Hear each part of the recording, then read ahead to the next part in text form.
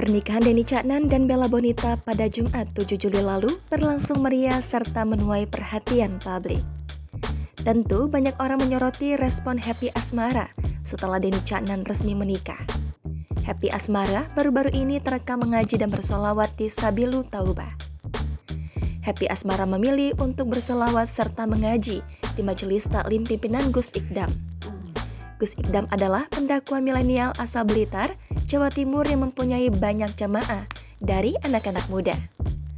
Mengetahui bahwa Happy Asmara hadir di pengajian, Gus Ikdam lantas bertanya kepada penyanyi tersebut apakah Happy datang karena diundang atau tidak. Happy Asmara pun menjawab bahwa dirinya datang karena keinginan sendiri. Happy Asmara lantas disambut dengan sholawat mabruk.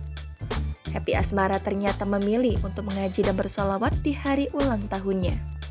Gus Ikdam turut bercanda serta bertanya apakah Happy Asmara rungkat atau sedang patah hati sehingga datang ke situ.